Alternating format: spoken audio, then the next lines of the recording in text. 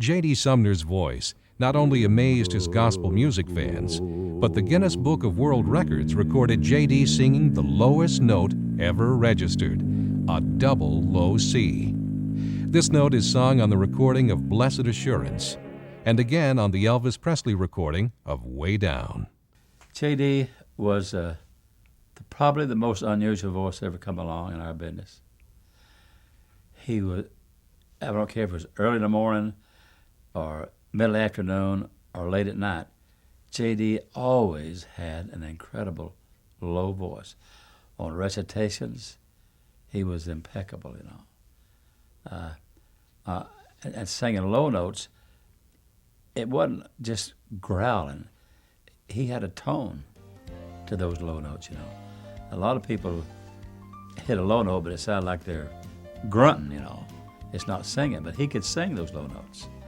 And he was an incredible voice that J.D. was. Probably, I don't think there's ever been another one like him, you know. Never. I'm just amazed at J.D.'s voice because we sing with so many different bass singers, and every time you're working with a bass singer, they all want more volume. You have to just keep turning them up, turning them up, turning them up. And it just amazed me that after just getting through with a group that has a bass singer where I've had him cranked up as far as I could get him to go, that J.D. would come up there and turn it down to like maybe half the volume they had and just blow you away with his voice. J.D. brought a new style of bass singing into the professional quartet world. He not only could he sing the normal bass register, but he created this kind of a freakish sound. Somebody said it was freakish. I don't know where he got that bit, but he developed a low register there. Well, in the Guinness Book of Records, you know, he was the lowest bass singer that ever lived, and he did that on his own. He created that extra register down there that no other bass singer in the business ever had until Sumner came along. His voice is just so incredible. I don't think there'll ever be another voice like that. And it was always that way. I mean, every day. And every time I'd run into him after I hadn't seen him for a while, I'd think, you know, I didn't remember that it was that low. But it always was. You know, he could sing right on off the scale of the piano. No trick at all for him. He always said the secret of that was being able to relax the vocal cords. And I've tried it and tried to figure out what he's trying to tell me. It doesn't work for me, but it worked for him very well. Although J.D.'s career was demanding in every aspect, his love for his music was only overshadowed by his love for his family and his precious wife, Mary. Mary was, you know, was such a lady and always took such good care of J.D. But I always admired her because she had such grace about her. But at the same time, she was kind of always in the background. She never really seemed to want center stage. And that was J.D.'s place. And she was perfectly happy and content with that. And it was just fun to watch her as she watched J.D. and how she just never seemed to ever be anything but total grace. We'd stop the bus some truck stop. At that time, we had no mobile phones, and a payphone worked quite well back in those days.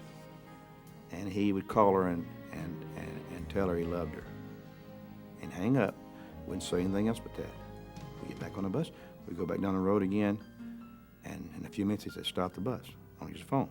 He'd go back in, he would call her and say, I love you. Hang the phone up, and we did that for many, many times.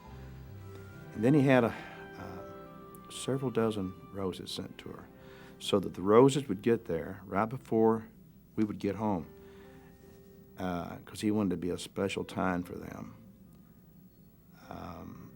I can't remember doing anything that romantic. I can't, it's kind of like you would see in an old movie. But the story is so true.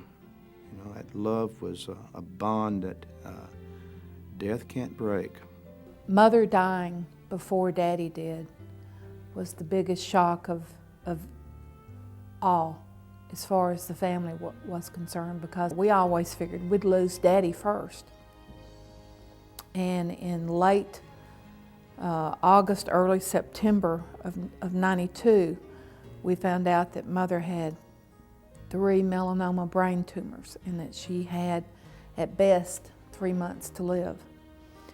And I'm not sure Daddy ever recovered from that. I mean, it was finding out that, you know, that the love of his life of 52 years, 52 and a half years, you know, would not be there. He was never the same. You know, he tried to bounce back, and he did of sorts. And his life was full, but there was always that underlying, you know, misery of not having my mother. Thanks so much for watching this clip from New Haven Collections. For full episodes of some fantastic shows, go to www.countryroadtv.com. And if you'll use the code New Haven, you'll get a month free. Don't forget you can see some great performances at 615 Hideaway. Be sure to click the box above to go to their channel. Again, thanks so much for watching.